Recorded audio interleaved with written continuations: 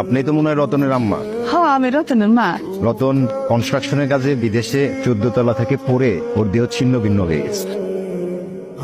আমি বিশ্বাস করি না, আমার পোলা আমার জায়গা দেখতে পারে না। রতনের ডেড বডি পচে এমন গন্ধ হয়েছে, আসলে আমাদের আর থাকা সম্ভব হচ্ছে না। বিচ্ছির একটা গন্ধ। আমি আর এক মুহূর্তে বাড়িতে থাকতে পারবো না। আমি আমার বাপের বাড়ি যেতেছি।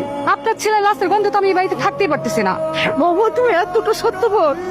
আমার পোলা শুধুমাত্র তোমার সুখের কথা চিন্তা করে বিদেশ গেছিল, আর তার লাশের গন্ধ সহ্য করতে না পারা তুমি বাড়ি ছেড়ে চলে যাইতেছো। হ্যালো আব্বা, আমার ওই টাকার মেশিনটা পয়সা নষ্ট হয়ে গেছে, এখন দুর্গন্ধ ছড়াইতেছে। তোমার জামাই বিদেশে কয়দিন আগে মারা গেছে। গ্রামবাসী বলাবলি করতেছিল লাশের গন্ধে নাকি তোমাকে বাড়ির আশেপাশে যাইতে পারতেছেন। ওই পরির পাতা দিয়ে গোসল করায় দিই, শেষ গোসলটা। না না না না চাচি, আমি যাইতে পারবো না। ওই পচা লাশের পাশে আমার যাওয়া সম্ভব না। আমার রতন তোর অসুখের কথা শুইলা বিদেশ থেকে তোর টাকা পাঠায় দিছে, হাতে এসব ভুলে গেলি। রতন ভাই যে আমার চিকিৎসার সময় যে টাকাটা দিয়েছিল, ওই টাকার খোটা দিতেছো তো। আমি ওই টাকার সুদে আসলে যা আসে সব টাকা তোমার ফেরত দিয়ে দিন। আপনি আপনার মাইয়ারে নিয়ে পালায় যেতেছেন। পলায় যাবো না তো কি করবো? আপনার পোলার পাশাপাশি কি আমার মাইয়াটারও মাইরা ফেলামো? আমার ছেলে মরে গেছে, তার মানে পয়সা গেছে। এতদিন যে টাকার মাসিটা ছিল, এখন আর তার কোনো প্রয়োজন নেই। আব্বা, আমার বাবা তো মারা গেছে অনেক দিনই হইল। আপনাকে শ্বশুর না, আমি আমার নিজের বাবার মতোই সম্মান শ্রদ্ধা করি।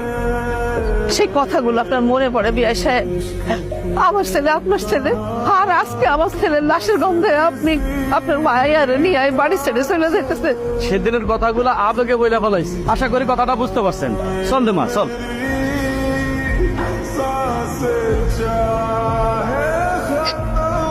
আসসালামু আলাইকুম। আপনি? আমি আপনাকে পাশের উপজেলার একটা মসজিদের ইমাম হুজুর। আপনাকে বাড়িতে কে মারা গেছে? আমার ছেলে মারা গেছে। আপনার ছেলেটা বিদেশ থাকে? আমার সেই ছেলেটাই মারা গেছে ইমাম সাহেব। ওর লাশের গন্ধে ওর বন্ধু বান্ধব, আত্মীয় স্বজন, গ্রামের মানুষ সবাই চলে গেছে, এমনকি তার বউ পর্যন্ত চলে গেছে।